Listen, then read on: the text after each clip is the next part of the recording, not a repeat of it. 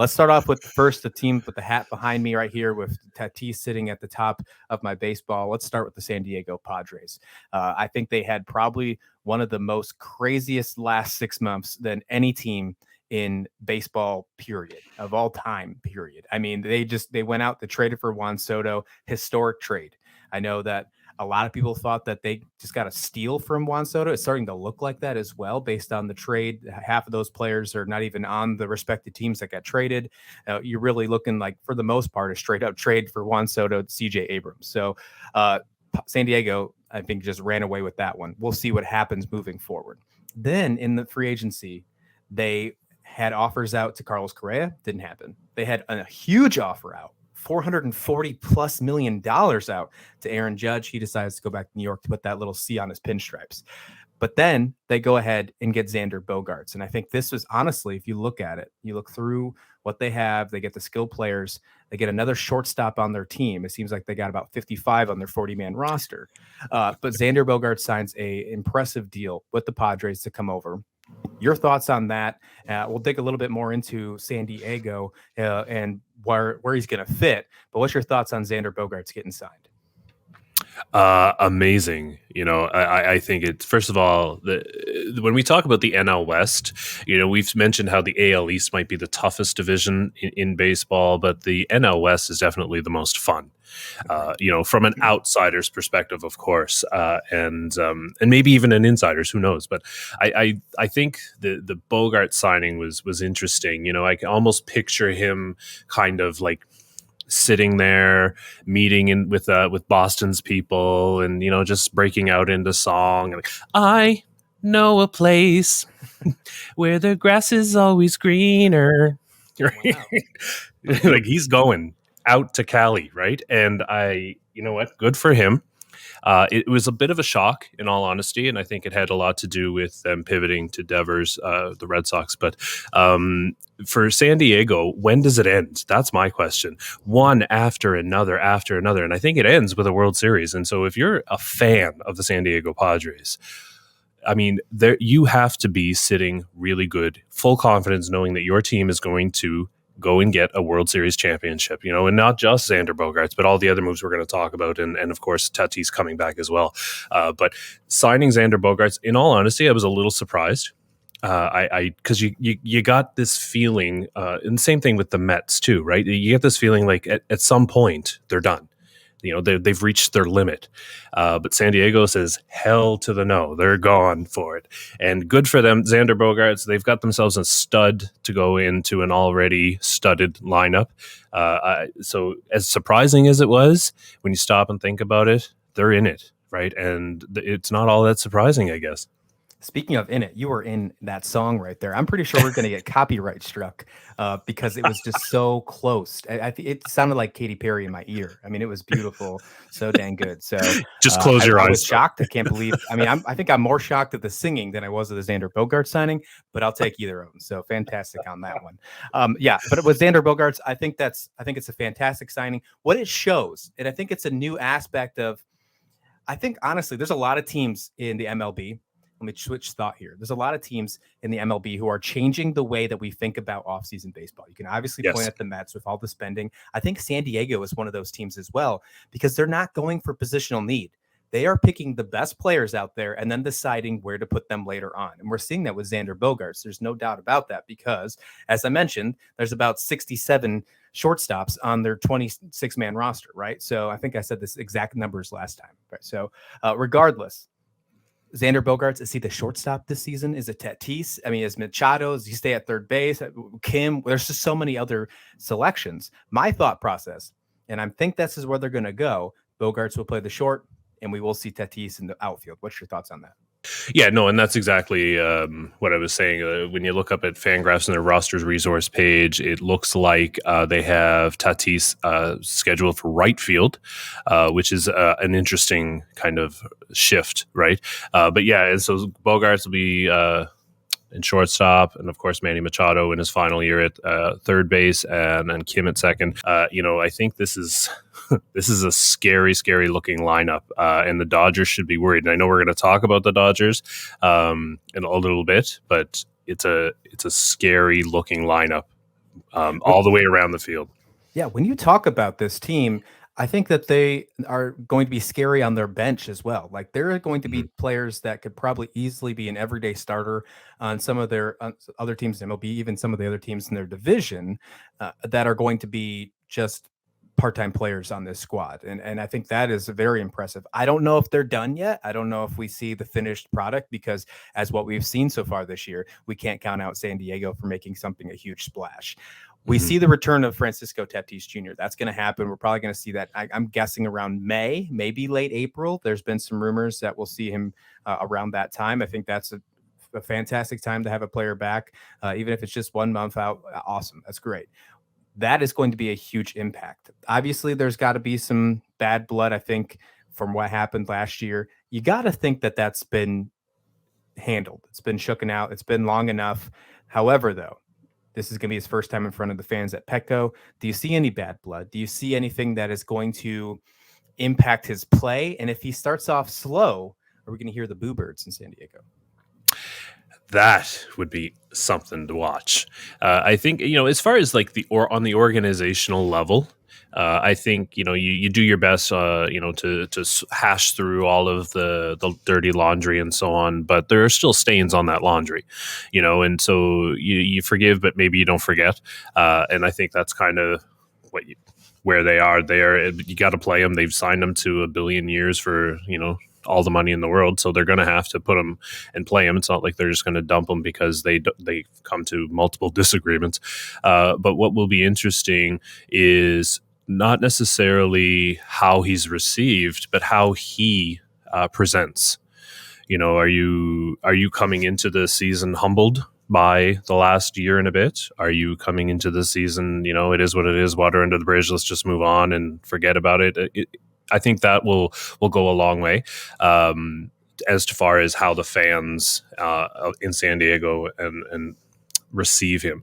I think he is in the driver's seat there in that regard because, I mean, he has all the talent in the world and he has the ability to electrify everybody in the building. So I don't know that if he can play well, they'll be just fine. But to me, it starts with how he presents and how he kind of carries himself at the beginning of the season. Yeah, I'm interested on that one. That's going to be a Yeah. storyline we'll be paying attention to. I think even when we're still waiting for him to come back, I feel like his name is going to be up. If anything, we know that they have one of the best managers to handle that situation. Bob Melvin did a great job when all that stuff went down with his motorcycle accident, and then obviously with the actual PED suspension. So, I mean, at least you got that going because what we saw 2 years ago with Manny Machado, Tatis Jr. fighting in the dugout, we can't see that happen again if you want to see them make a full run. And with as much players and as much talent they have in this team, something like that can't let that slip. All right, let's talk about that. As all this talent coming in, Juan Soto, Josh Hader, they came over in the trade deadline. Now you get them a full season in San Diego. Let's start with Josh Hader first. He had a pretty rough go after getting traded over to Milwaukee. He had his ups and downs. It seems like the trade from Milwaukee was good for the Brewers after that. But we've seen Josh Hader be the Rolaids relief player for 2 years in a row, right? So there is definitely potential for him to get back to where he was and be a reliever of the year candidate like we've seen in many years past. What's your thoughts on Hader? Do you think he can get back to that? Do you think last year was just a change of scenery, maybe a little bit too much hype for the guy? Now he's settled down in San Diego. Can he get it back to where he needs to be? Yeah, I think when I get these questions that I often kind of look at it from an analytical perspective because I think I automatically go right to Fangraphs and take a look at what he's projected at for next season. Because I always look at steamer projections because they're notoriously tough on players, more conservative, I should say. And so when I look at those, and then if they look really, really good, then I'm encouraged. And because they are so conservative. And when I look at Josh Hader's, we're looking at 32 saves in 66 innings, and strikeout per 9 at 13.27, collecting 81 strikeouts in 66 innings with an ERA under 3. So, steamer and Fangraphs say that Josh Hader will be just fine, and it's hard to bet against that. You know, a guy with a track record like his. In all honesty, I wouldn't be surprised to find out that he was so taken aback by the trade and surprised by the trade, and all of that goes with it. That that may have had an impact on his performance. So I'm not overly concerned. I think he can get right back into it. We're talking about possibly the best reliever in baseball over the last few years, the very best. So I'm not worried, and I think San Diego Padres fans should feel very good about having him come back again for a full season.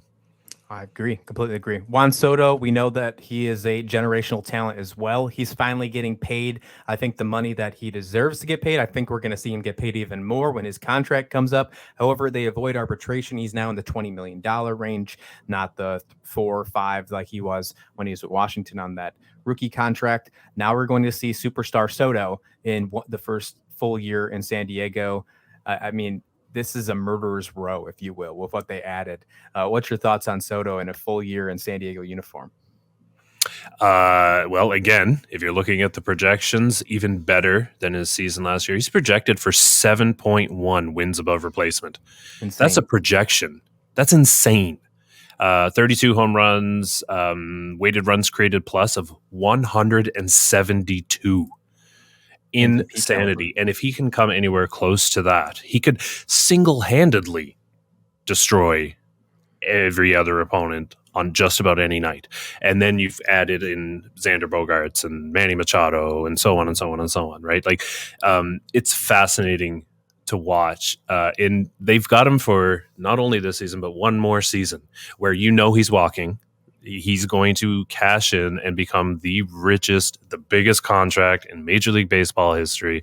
So San Diego is going to get every lick that they can out of this Tootsie Roll, and it's going to be amazing. He's going to go off. I really predict Juan Soto is going to be the 2023 NL MVP. I love it. I love it. Fantastic. And speaking of MVP caliber, last year we saw that from Manny Machado. He was the runner-up in the National League MVP. Many think that he should have won that one. Paul Goldschmidt had a great season as well.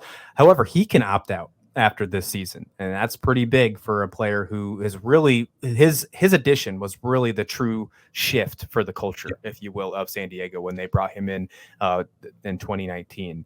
Now, this has to be an all-in year for San Diego. There's no doubt about that. With the fact that Manny can opt out, we're going to see the last year of Soto after that. Tatis coming in, Xander coming in. I think this is really, truly the year that San Diego has to go absolutely all out and try to win that World Series. Not just the NL West title, not just the NLCS. They got to win the whole damn thing, Sean.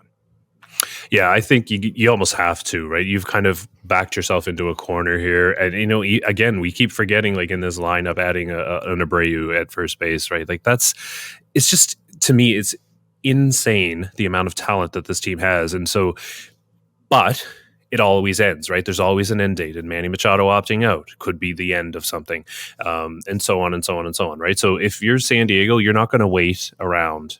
You're going to pull out all the stops, and I think this is going to be the year. What's interesting, though, is that they continue to find prospects and things and capital to deal to get in these, because now once the season starts, that's all they're going to be able to do, but they will do it because they have no choice, right? And they'll tell you they want to, obviously, but they almost have to at this point, whether they want to or not. They're going to have to go all in and continue going all in every single day and at the trade deadline and all of it, and it's going to be fantastic because they're in it to win it. So I love watching teams that operate that way. San Diego last year was 89-73, good enough for a wild card, 22 games behind the Los Angeles Dodgers, though. Over 89 wins for the Padres, John. Over. I'm going to say over, but they are going to need, I know we've been kind of glowing about the Padres, but they're going to need to figure out that rotation. They've got my notes here. We got Musgrove, Darvish, and Snell, and then after them, they've got two guys who were better relievers than they were starters in Nick Martinez and Seth Lugo. It'll be interesting to see how Adrian Morejon comes back from Tommy John surgery. But this rotation, it's going to need some attention, I think, before they can kind of like run away with things. But I definitely see them being a better team than they were last year and more wins. Couldn't say it better myself. I'm with you as well. I got San Diego as the over.